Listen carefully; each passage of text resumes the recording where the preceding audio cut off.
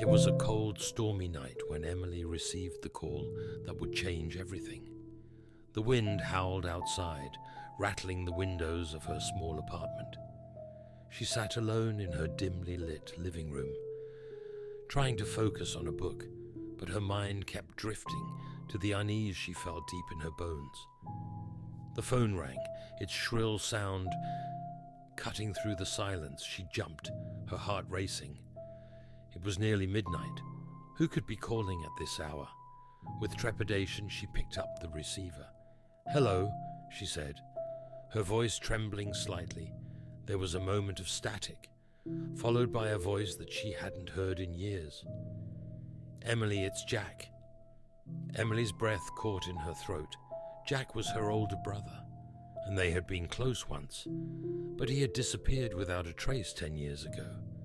The police had searched for him, but he was never found. Her family had been torn apart by his disappearance, and she had spent years trying to move on. "Jack, is it really you?" she asked, her voice barely a whisper. "Yes, it's me," he replied, his voice sounding distant and strained. "I don't have much time. You have to listen to me, Emily. I'm in trouble. You have to find me." "Where are you?" she demanded, a mixture of fear and hope flooding her heart. "I'm in the old house, the one we grew up in," he said quickly. "It's not safe here. You need to come, but you have to be careful. They're watching me." Before she could ask who they were, the line went dead. Emily stared at the phone, her mind racing. The old house had been abandoned for years, left to rot after her family moved away. It was a place of painful memories, but if Jack was there, she had to go. Grabbing her coat and flashlight, Emily set out into the stormy night. The wind whipped around her, and the rain soaked her to the bone, but she pressed on, driven by the desperate need to find her brother.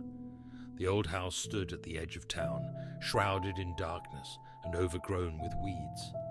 As she approached, she felt a chill run down her spine. The once beautiful Victorian mansion was now a decaying shell, its windows broken and its walls covered in graffiti. She pushed open the creaking front door and stepped inside. The air was thick with the smell of mold and decay. She shone her flashlight around, revealing cobwebs and debris scattered across the floor.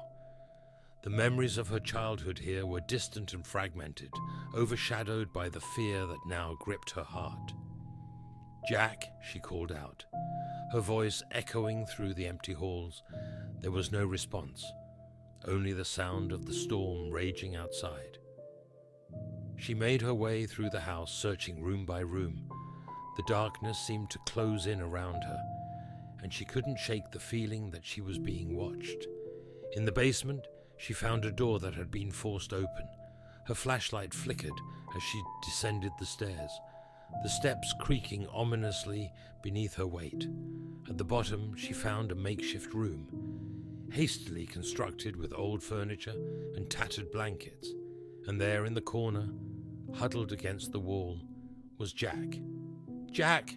she cried, rushing to his side. He looked up at her with hollow, haunted eyes, his face pale and gaunt. "Emily, you shouldn't have come," he whispered. "They're coming for us." Who's coming?" she demanded. But before he could answer, she heard the sound of footsteps above them. "They're here," Jack said, his voice trembling with fear. "We have to hide." They scrambled to the far end of the basement, hiding behind a stack of old crates. Emily's heart pounded in her chest as the footsteps grew louder. She peeked through a crack in the crates and saw 3 figures descend the stairs. They were tall and gaunt, with pale skin and empty, soulless eyes. They moved with an unnatural grace, like predators stalking their prey. One of the figures stopped and sniffed the air, a sinister smile spreading across its face. "I can smell you," it said in a voice that was both human and inhuman. Come out, wherever you are." Emily felt Jack's grip tighten on her arm. "Whatever happens, don't make a sound," he whispered. The figures moved closer, their eyes scanning the basement. Emily held her breath, praying they wouldn't be found. But just as the figures were about to pass by, a rat scurried out from behind the crates, drawing their attention. "There you are," the leader hissed, lunging towards them. Emily and Jack bolted from their hiding place, running for the stairs. They could hear the figures behind them, their footsteps echoing through the basement. They reached the top of the stairs and slammed the door shut behind them. Emily fumbled for the lock, but it was broken. She and Jack pushed a heavy cabinet in front of the door, hoping it would hold long enough for them to escape.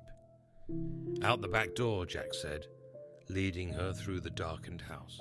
They could hear the figures pounding on the basement door, their growls of frustration growing louder.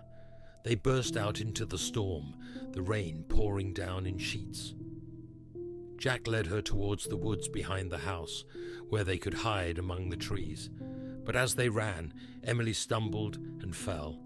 Jack stopped to help her up, but it was too late.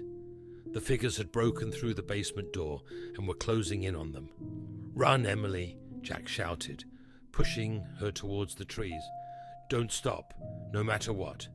She ran, her lungs burning and her legs aching. She could hear Jack's screams behind her, but she didn't dare look back. She ran until she could run no more, collapsing in a heap at the edge of the woods. For a moment there was only silence. Then slowly she turned to look back. The figures were gone, and so was Jack. She was alone in the darkness, the storm still raging around her.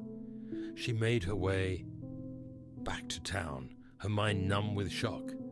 She called the police, but when they arrived at the old house, there was no sign of Jack or the figures.